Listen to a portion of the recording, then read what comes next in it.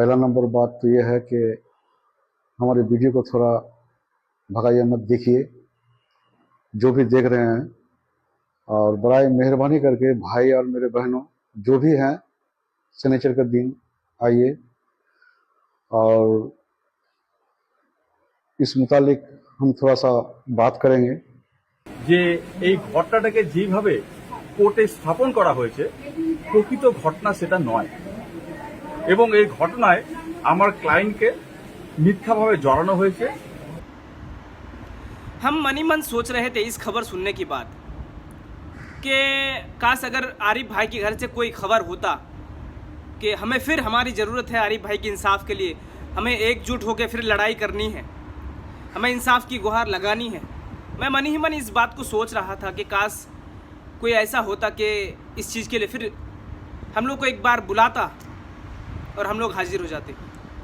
तो बड़ी खुशी की बात है कि उसके पिताजी ने सोशल मीडिया पे मदद की गुहार लगाई है। नेक्स्ट फ्राइडे को 29 तारीख को जो है ब्लॉक में एक सभा करेंगे, सभी को बैठा करके चीज़ें डिस्कस करेंगे कि केस कहाँ तक पहुँची है और आगे क्या करने वाले हैं और आगे हमको क्या स्टेप लेना है।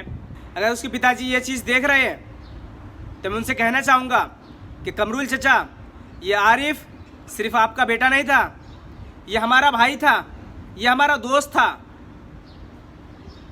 ये आरिफ सिर्फ आपका बेटा नहीं है, ये हमारे दोस्त है, ये हमारी भाई है। और मेरे जैसे हज़ारों नौजवान ग्वालपोखर के उनके साथ एक दोस्ती थे, एक हमदर्दी थे, एक भाईचारा थे। तो क्या पता अगर आज हमारे भाई का ऊपर वो नौबत आया तो क्या वो दिन दूर है? क्या हमारे दिन नहीं आएंगे वो चीज़ में? और क्या पता अगर हमारे भाई के साथ आज ये हुआ तो क्या हमें वो दिन नहीं देखने पड़ेंगे? क्या अगर हमारी दोस्त के साथ ये हुआ तो क्या हमारे साथ नहीं हो सकते हैं? इसीलिए ये लड़ाई ना सिर्फ आरिफ का है, ना उनके पिताजी का है, ये लड़ाई पूरे ग्वालपोखर के लोगों का है, पूरे ग्वालपोखर के जवानों का है, पूरे ग्वालपोखर के पिता और माताओं का है, बूढ़े बच्चे जवान जितने भी ग्वालपोखर में लोग हैं, ये लड़ाई सबका है। ये लड़ाई में ना कोई पार्टी देखनी है, ना कोई धर्म देखना है, ना कोई वर्ग देखना है। ये लड़ाई में सिर्फ और सिर्फ आम जनता का है, इंसाफ न्याय की है। कि अगर आज हम आरिफ भाई को इंसाफ नहीं दिला पाए तो ये हमारे समाज में जो गंदगी है ये और बढ़ता जाएंगे।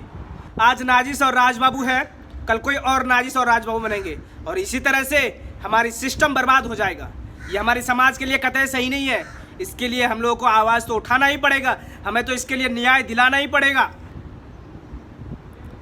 और आप लोगों को तो ये बयान सुने ही होंगे कि हमारे इस्लामपुर के लॉयर बबी वकील कह रहा है कि हमारी क्लाइंट राजबाबू को ट्रैप में फंसाया गया है, ये निर्दोष है। तो मैं बबी वकील से कहना चाहता हूँ कि राजबाबू के इंट्रोडक्शन ग्वालपोखर के लोगों को आपसे नहीं लेना पड़ेगा, क्योंकि ग्वालपोखर के लोग राजबाबू को बड़ी बेहतर से जानते हैं। राजबाबू कौन है, राजबाबू क्या करता है, उसके सारे डिटेल, सारे इन्फॉर्मेशन ग्वालपोखर के लोग बड़ी बेहतर से जानते हैं। राजबाबू के इंट्रोडक्शन ग्वालपोखर के लोगों को बबी वकील से नहीं लेना पड़ेगा, बड़ी बेहतर से जानते हैं। लेकिन राजबाबू क्या है, इस चीज़ को ग्वालपोखर के आवाम से कोई नहीं ज़्यादा जान सकता, चाहे वो कोई भी हो। राजबाबू को या नाजिस को ग्वालपोखर के लोगों से बेहतर कोई नहीं जान सकता।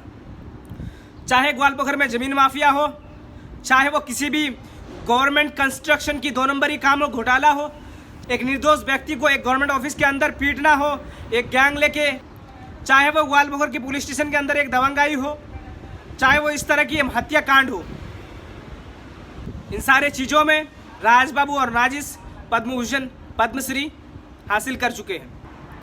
बहरहाल मैं ग्वालपोखर के लोगों से यही गुजारिश करूंगा कि अगर आज आप आरिफ भाई को इंसाफ नहीं दिला पाए तो कल ग्वालपोखर के कुछ मेंबर और प्रधान और कुछ सो कॉल्ड ठेकेदार यही कहेंगे कि देख आरिफ का हत्या कर दिया, क्या कर पाए, उसके घर बर्बाद हो गया, उसके पिताजी एक बेटे को खोए, उसके माँ एक लाडले को खोया, क्या कर पाए ग्वालपोखर के लोग। इसी तरह से तुम्हारा भी हाल होगा, कल इसी तरह से आप लोगों को धमकी मिलेगा।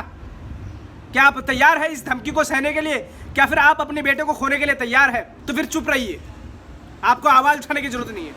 अगर आपको इंसाफ चाहिए, ये इंसाफ सिर्फ आरिफ के लिए नहीं है, ये इंसाफ ग्वालपोखर के हर एक इंसान के लिए है, हर एक आवाम के लिए है, हर एक नौजवान के लिए है, हर एक बच्चे के लिए है, हर एक बूढ़े के लिए है, हर एक माँ के लिए, हर एक बहन के लिए, हर एक बीबी के लिए है।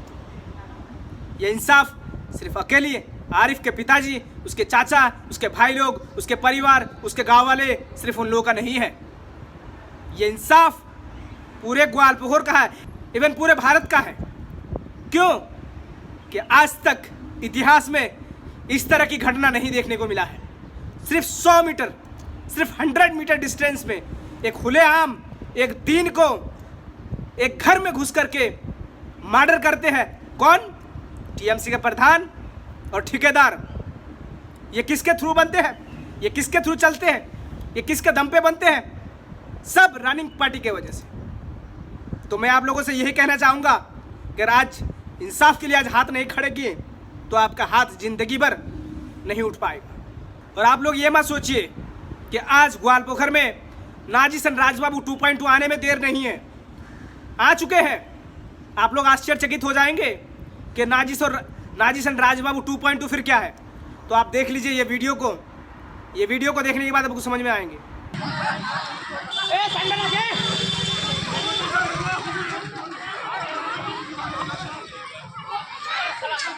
ये कोई और नहीं है, ये ठीक उसी तरह की राजबाबू के जैसे ठेकेदार है ग्वालपोखर के।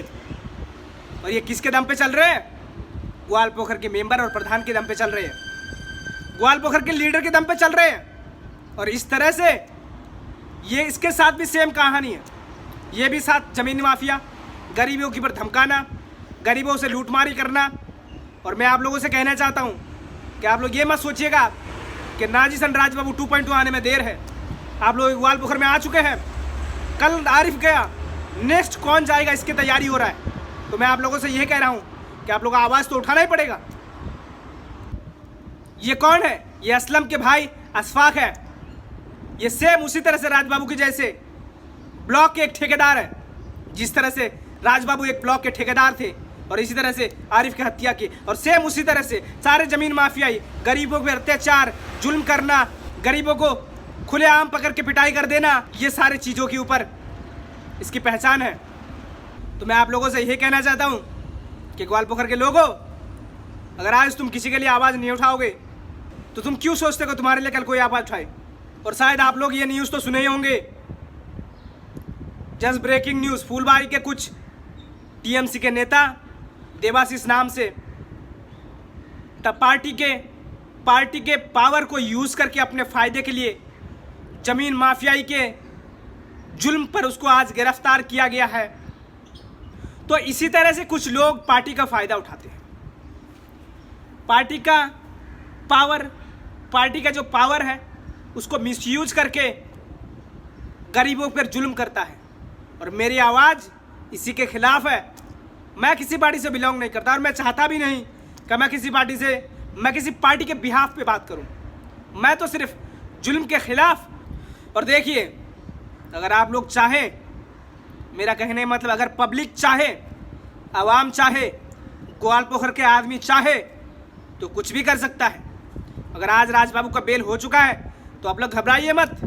बेल एक प्रोसीजर है, बेल एक प्रोसेस है। बेल किसको निर्दोष साबित करना नहीं है। बेल एक प्रोसेस है, एक प्रोसीजर है।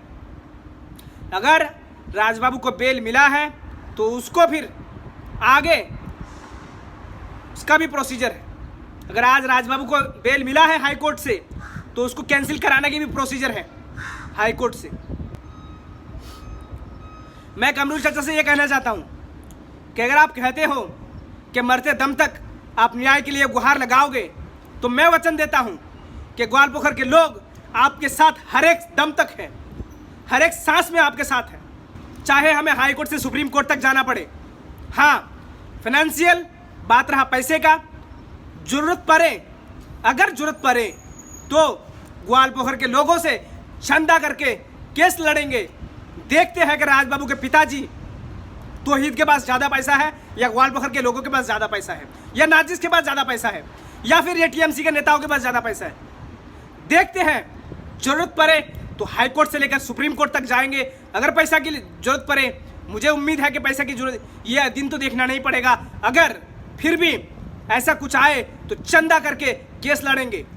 बहरहाल समझने की बात है हमारे ग्वालपोखर के आम जनता को, आम पब्लिक को, हर एक आदमी को, हर एक इंसान को, हर घर के मेंबर को। क्यों कि हमारे देश जो है एक डेमोक्रेटिक कंट्री है। Is a rule of the people, for the people, from the people.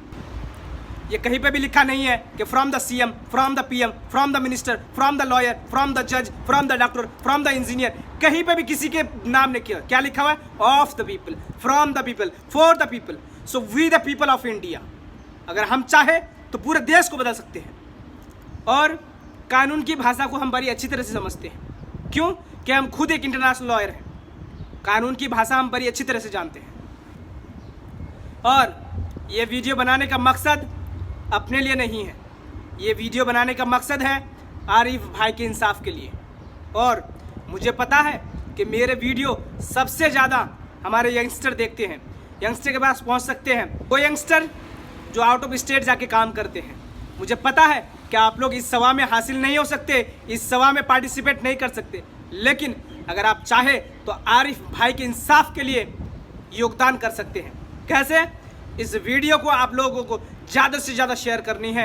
और जितने सारे कॉन्टैक्ट्स हैं, आपके रिलेटिव है ग्वालपोखर के, हर एक परिवार को फ़ोन करना है और कहना है फ्राइडे 29 तारीख को आरिफ भाई के इंसाफ के लिए जाना है। और आगे अगर चाहे तो हम फिर से प्रोटेस्ट करेंगे, फिर से रास्ता जाम करेंगे, फिर से हाई रोड ब्लॉक करेंगे, फिर से इंसाफ के लिए आवाज़ उठाएंगे। जय हिंद, जय संविधान।